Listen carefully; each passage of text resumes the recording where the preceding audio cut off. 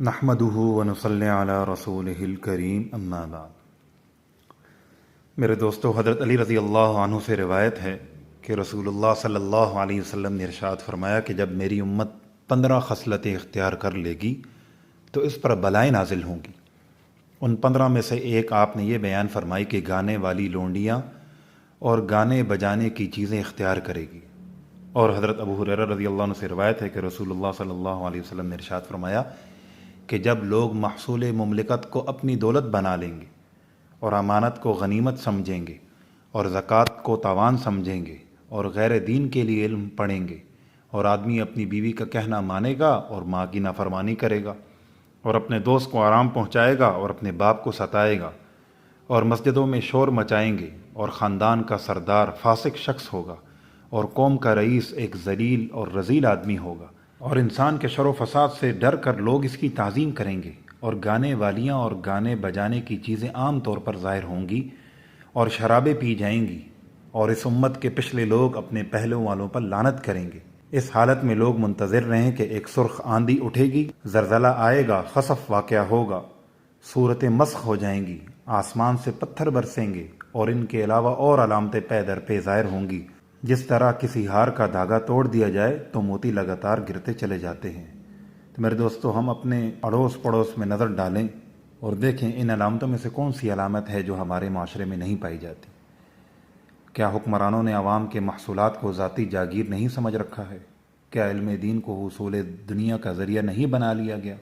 کیا والدین کو نہیں ستایا جا رہا؟ کیا قوم کے بدترین افراد لیڈر اور رہنما بنے ہوئے نہیں ہیں؟ کیا زکوٰۃ کو تاوان اور ٹیکس نہیں سمجھا جا رہا؟ کیا اسلاف کے کردار پر کیچڑ نہیں اچھالا جا رہا؟ ہر چیز جو ہے میرے دوستو موجود ہے، علامتیں تو پوری ہو چکی ہیں، اب عذاب کا انتظار کیا جائے۔ انتظار کیا، مانی عذابوں میں تو ہم مبتلا ہیں، پہلے سے بلاؤں کے ہم شکار ہیں۔ کیا ظالم اور فاسق حکمران خدا کا عذاب نہیں ہے؟ کیا بین الاقوامی تذلیل و تحقیر خدا کا عذاب نہیں ہے؟ کیا باہمی قتل و قتال اور نفاق اور افتراق کی عذاب نہیں ہے؟ کیا خون انسانی کی ارزانی عذاب نہیں ہے؟ کیا دلوں کا اضطراب اور روحوں کی بے چینی یہ عذاب نہیں ہے؟ کیا یہ زلزلے، یہ دھماکے، یہ سیلاب، یہ ایکسیڈنٹ، یہ جنگیں یہ عذاب نہیں ہے؟ یہ سب بلائیں اور مصیبتیں ہم اپنی آنکھوں سے دیکھ رہے ہیں، مگر ہمیں توبہ کی توفیق نہیں ہوتی۔ تو میرے دوستو، تعجب کی بات یہ ہے کہ ہم اس پیغمبر کے نام لیوا ہیں جس نے اپنے بعثت رسالت کا مقصد گانے بجانے کا ختم کرنا بتایا ہے، مگر ہم اس کی ترویج کر رہے ہیں۔ حضرت علی رضی اللہ عنہ فرماتے ہیں کہ نبی علیہ السلام نے ارشاد فرمایا کہ مجھے آلات موسیقی توڑنے کے لیے بھیجا گیا ہے۔ اندازہ لگائیں، جس پیغمبر کا مقصد بعثت تلاوت ہے، تعلیم ہے، تزکیہ ہے، اسی پیغمبر کا مقصد بعثت میوزک کے ساز و سامان کا توڑنا بھی ہے۔